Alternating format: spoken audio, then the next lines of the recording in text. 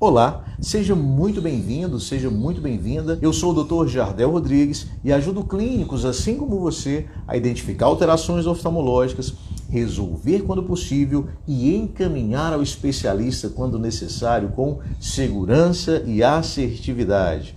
E o tema de hoje é por isso que muitos médicos não prestam atenção no aparelho visual. Esse é mais um daqueles temas escolhidos a dedo, para a semana de aquecimento. Falar por que o médico não presta atenção no aparelho visual dos seus pacientes.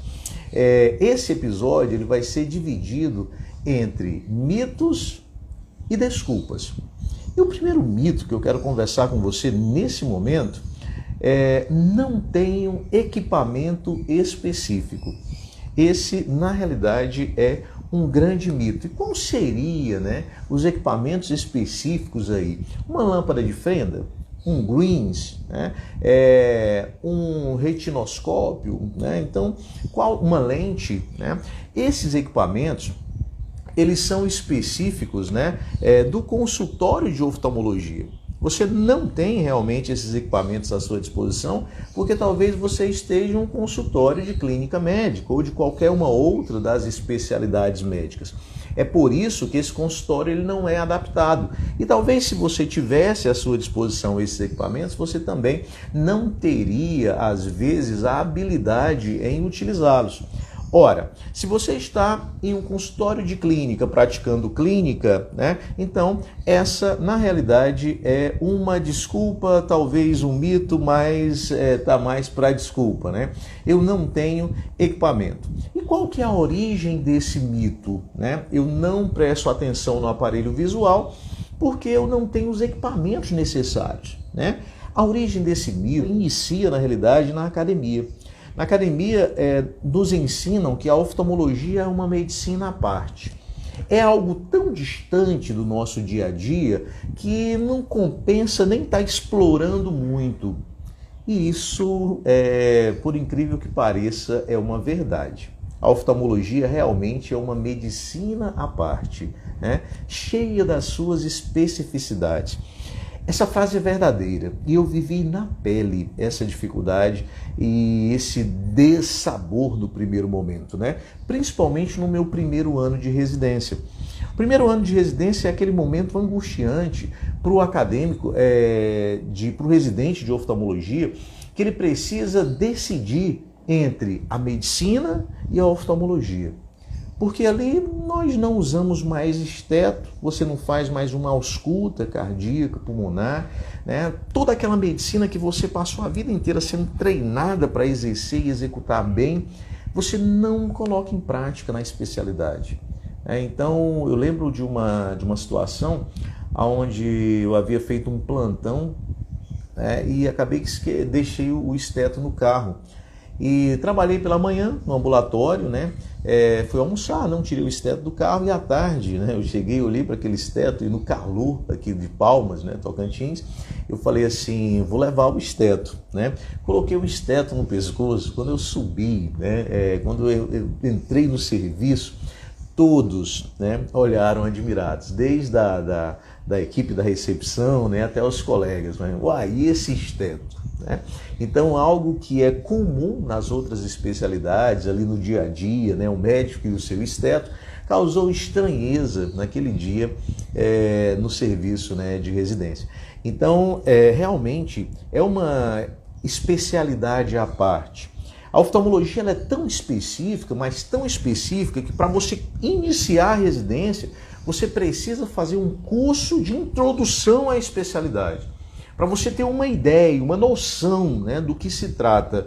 Eu tive a oportunidade de fazer o meu na USP, conheci ali aquela casa, tive a oportunidade de conviver ali algumas semanas com os residentes ali de oftalmologia daquela casa, com os R1s que também estavam iniciando no serviço. Então, essa história que a oftalmologia é uma medicina à parte muito específica, isso é verdade. Agora, o que não é verdade é que para o clínico exercer, ter um raciocínio de alguma doença oftalmológica, essa medicina está tão distante. A oftalmologia realmente é uma medicina à parte para quem vai fazer oftalmologia.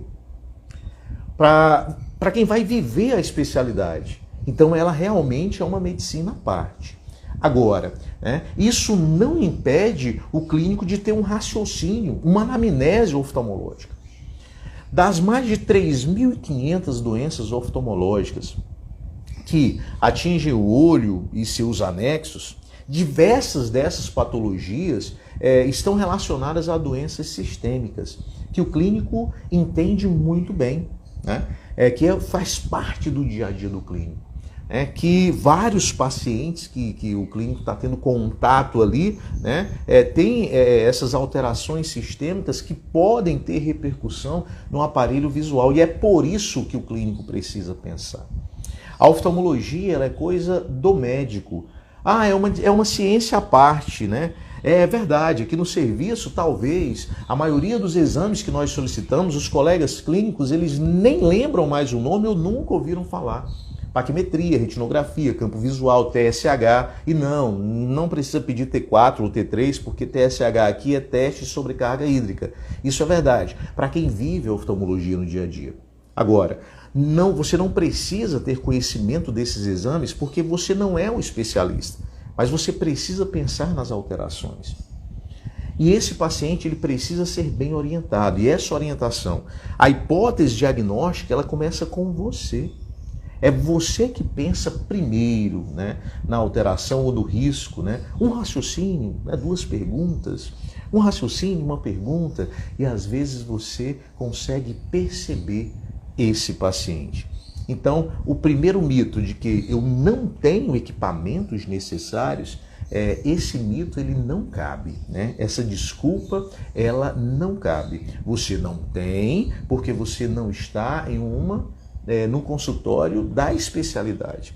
Você está exercendo ou no seu consultório particular, ou na unidade básica, ou no pronto atendimento, e você, nesse ambiente, exercendo esse papel, você não precisa de equipamentos, né, específicos para um exame físico direcionado para o olho. Isso é coisa do especialista, mas você precisa ter o raciocínio, você precisa identificar esse paciente. Tá? Então, essa seria, né, a primeira desculpa, né, ou talvez o mito de que, né, eu não tenho os equipamentos.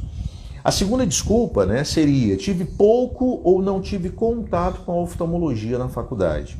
E essa desculpa, né, ela é bem presente.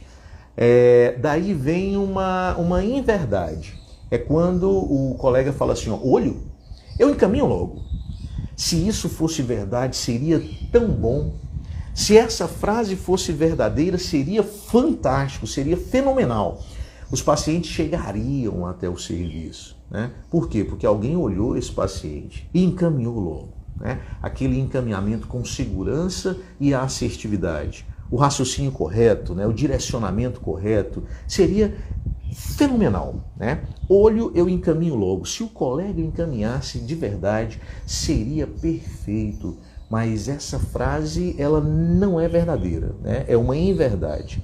E a desculpa: tive pouco contato, né, com a oftalmologia, tive pouco ou não tive nenhum contato com a oftalmologia na faculdade.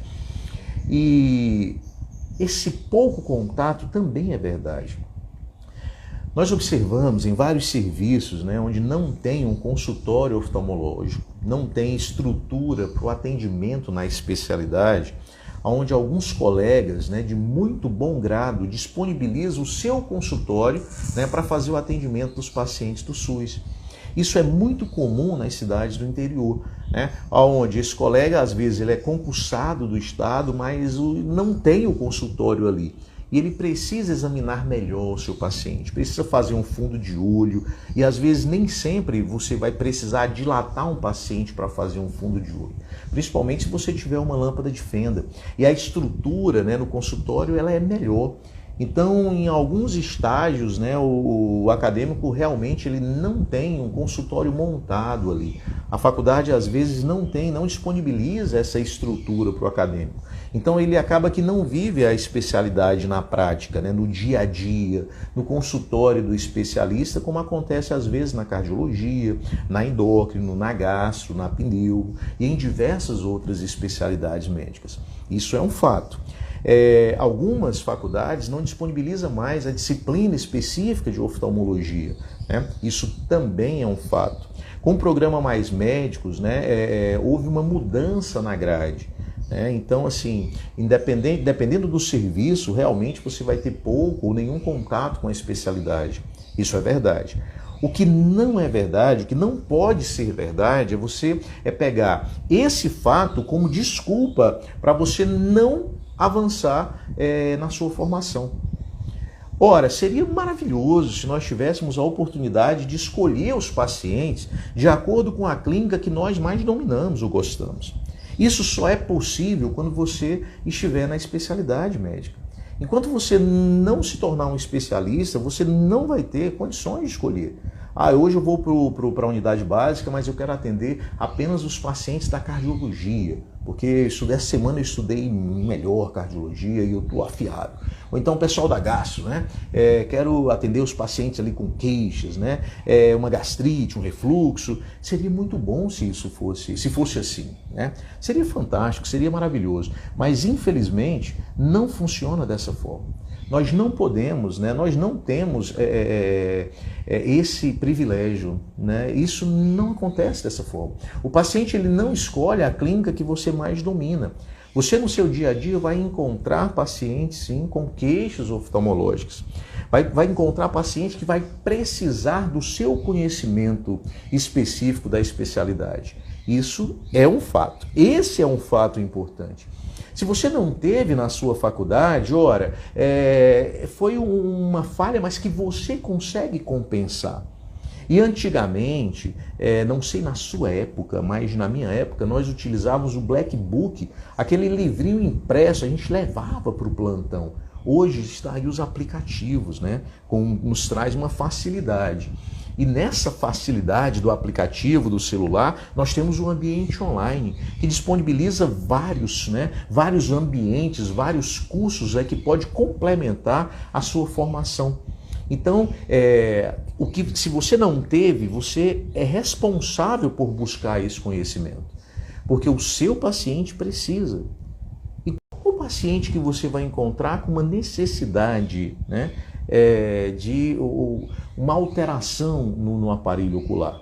Que paciente seria esse, né? Quais são os pacientes? Ora, eu costumo dividir o grupo de pacientes que vai necessitar da sua atuação efetiva em três grupos. O primeiro é aquele paciente que ele é assintomático, mas que ele está perdendo visão. Então é um paciente que ele não apresenta uma alteração, né? Ele não apresenta um sintoma, tem uma alteração ali, que você vai perceber isso através de um raciocínio, uma pergunta, um raciocínio, duas perguntas, bem direcionado, né? Você vai olhar para aquele paciente e você vai suspeitar, né? Você vai levantar ali algumas hipóteses diagnósticas e você vai encaminhar esse paciente ao oftalmologista, ao especialista, onde você vai, no seu encaminhamento, fazer algumas perguntas, né? E aí, você, depois que esse paciente voltar ao seu serviço, você constata ou não essa hipótese diagnóstica. Então, o primeiro grupo de pacientes é aquele paciente que ele é assintomático, mas que ele pode estar perdendo visão, né? Então, o paciente não sabe, mas você, com o seu olhar treinado, vai identificar esse paciente. O segundo grupo de pacientes, né, é aquele paciente assintomático, mas que ele não queixa para você. Ele está ali no seu consultório por uma outra situação e ele não fala para você da dificuldade no aparelho visual. Por quê? Porque nem ele mesmo acredita que você vai resolver o problema.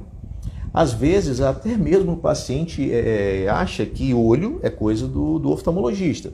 Então, ele não vai relatar para você, né? Às vezes ele não relata, mas que você também precisa perceber esse paciente. Na sua anamnese, né, ali de uma forma rápida, né, quando você estiver fazendo ali, né, o seu checklist céfalo-caudal, rapidinho ali nos 30 segundos, 1 minuto, né, você identifica essa alteração e o paciente confirma, né, e você vai orientar bem.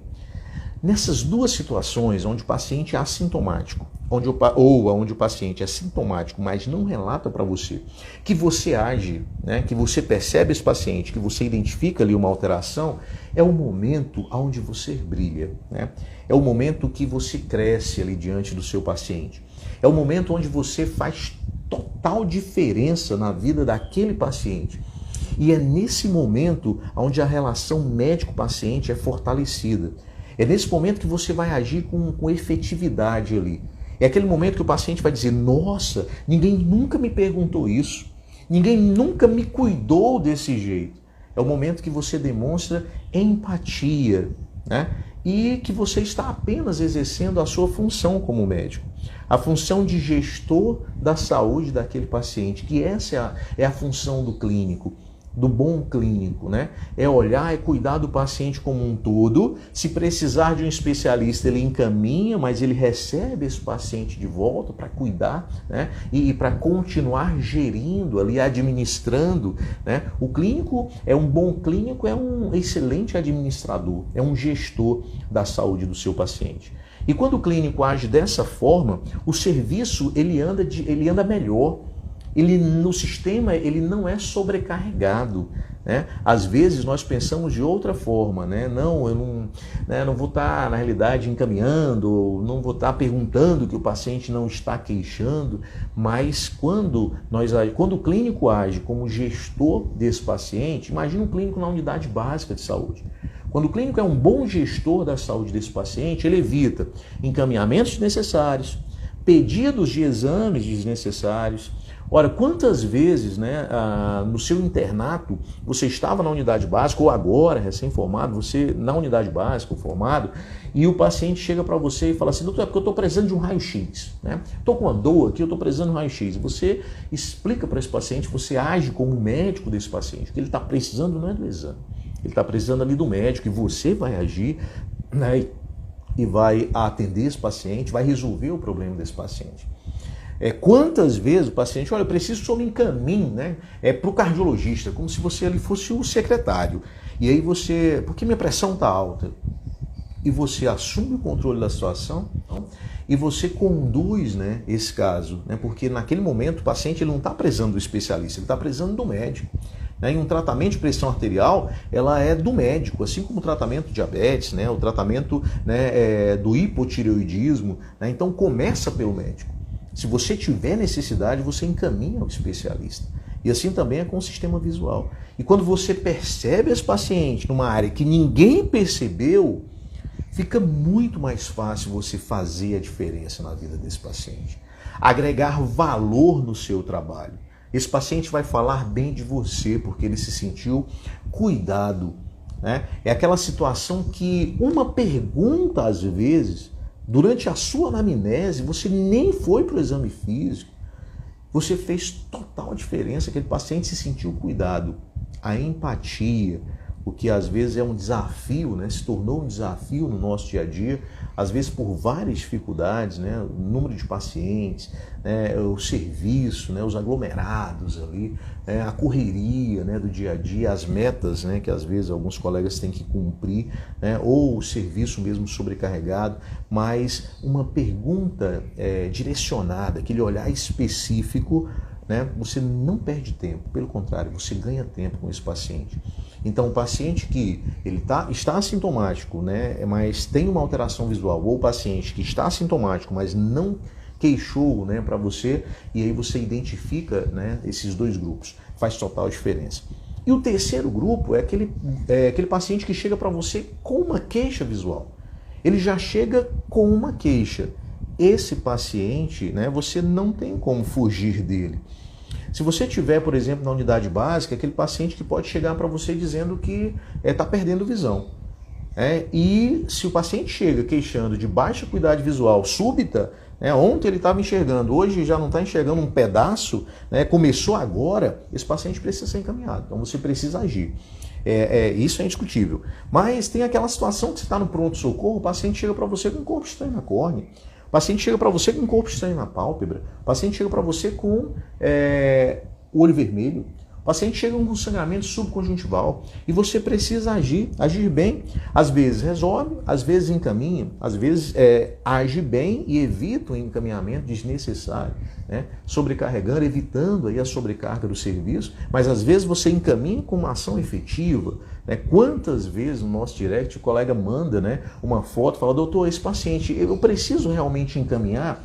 Eu fico muito feliz quando o colega me pergunta, sabe por quê? Porque ele olhou, ele percebeu, e às vezes ele está ali atendendo um paciente, a mãe chega, é uma criança, tem ali uma alteraçãozinha, ele fica meio constrangido, né? Não sabe se é uma bobagem, se não é, e às vezes, quantas mensagens nós recebemos aí no nosso direct, e temos a oportunidade, né, de ajudar o colega. Diz, olha, encaminhe bem. Ou então a gente dá outras opções de conduta, né, que também vai ajudar, o colega pode agir naquele momento. É muito importante a ação do médico. Você precisa agir de qualquer forma, ou você age para resolver, ou você age de uma forma efetiva, no sentido de encaminhar e se preparar para receber. Esse paciente ele volta para você, né? Então é o seu paciente, então isso é muito importante. O terceiro grupo de paciente é aquele que exige, né? A sua ação ali imediata, porque ele procurou você por essa queixa. Imagina, um paciente chega com queixa de desconforto, olho vermelho, né?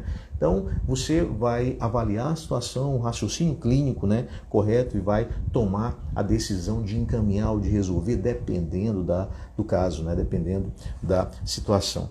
Qual é o benefício quando você faz isso, né? E você vai quebrando aí essas objeções, né? Ora, o sistema funciona melhor, né? O seu paciente vai ser melhor conduzido, mas principalmente aquela sensação de você fazer a diferença, aquele conhecimento, aquele momento que você para e fala assim, olha, valeu muito a pena, né, ter adquirido esse conhecimento, né, ter feito essa atualização, né, porque aí você se sente útil, aquele momento que você se sente médico, né, é aquele sentimento do pré-vestibular, ou do seu primeiro ano de faculdade, né, quando às vezes a gente vai perdendo a questão da empatia, né, durante o curso, pela dificuldade mesmo, não é fácil para ninguém. A faculdade, cada médico tem a sua história de conquista, né, independente da sua condição financeira, mas você tem aquela história de conquista. Mas o sonho, quando a gente entra na faculdade, no primeiro período, né, durante muitos anos, eu frequentei, né, eu ia para a porta da minha faculdade no dia do vestibular. E aquele momento era muito importante para mim, né? Eu ficava olhando ali os vestibulandos, a carinha, né? O nervosismo antes de abrir o portão. Por quê? Para lembrar, né, da essência, né? Para você recordar por que você está aí hoje fazendo o que você está fazendo, né? Às vezes os sonhos, né? O que você pensava tende a se perder um pouquinho, e você volta para a origem, volta para a sua essência, né? Volta para o dia do vestibular, né? O que você sonhava. E durante muito tempo eu tive esse ritual, né, de estar ali no dia do vestibular antes dos portões se abrirem.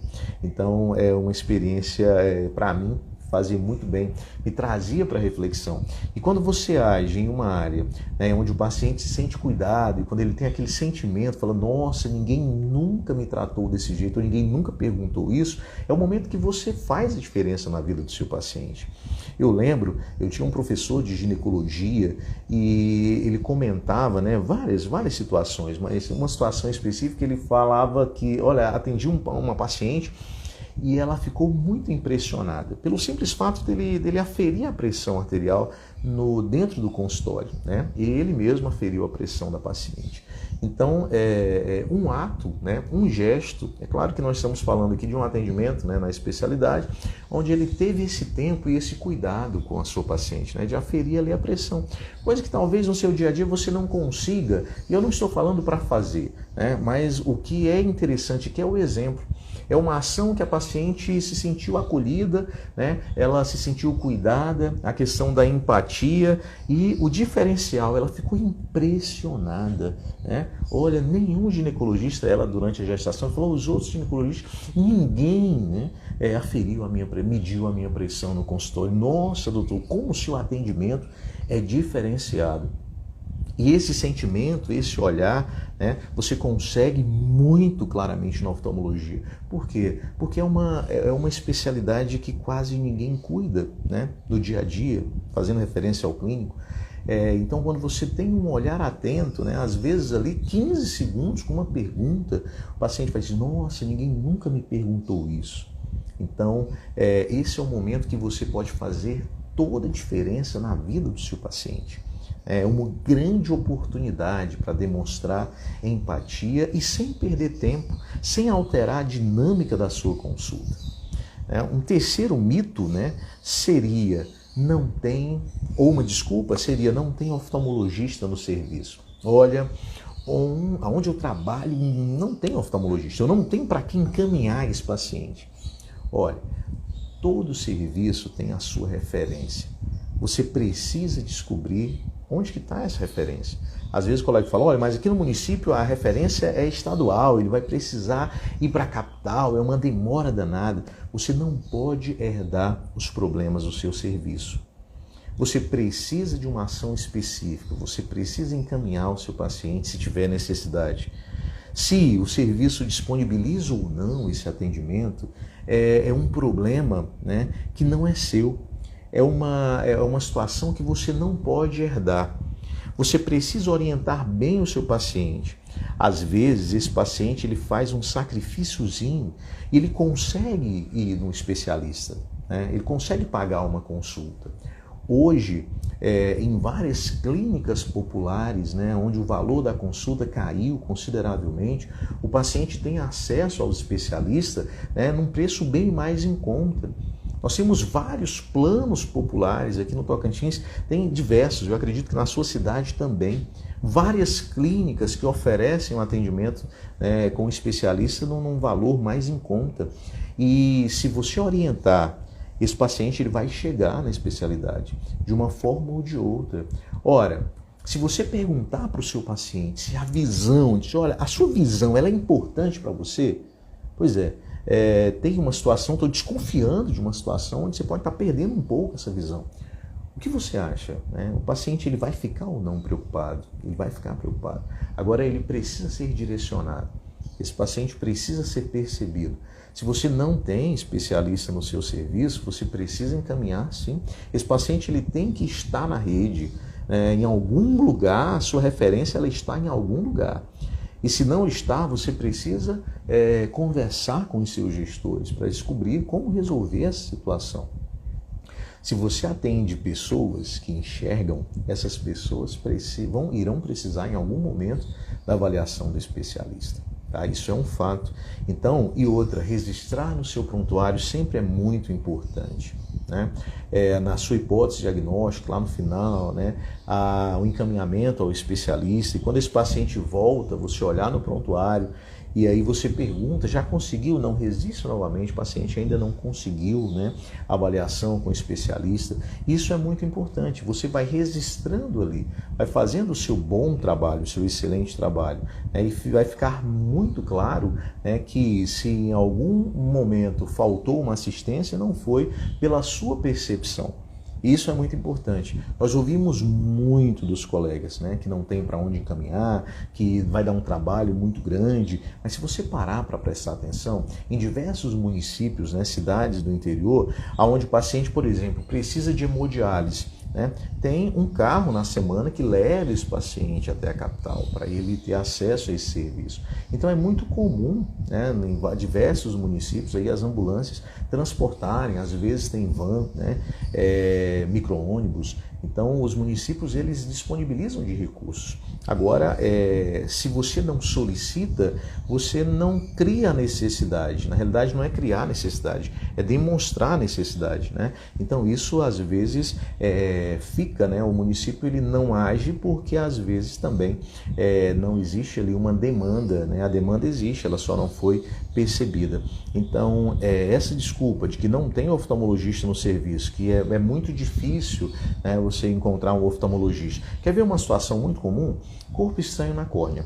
Corpo estranho na córnea, eu sempre falo sobre isso, né? A orientação é que você encaminhe esse paciente, tá?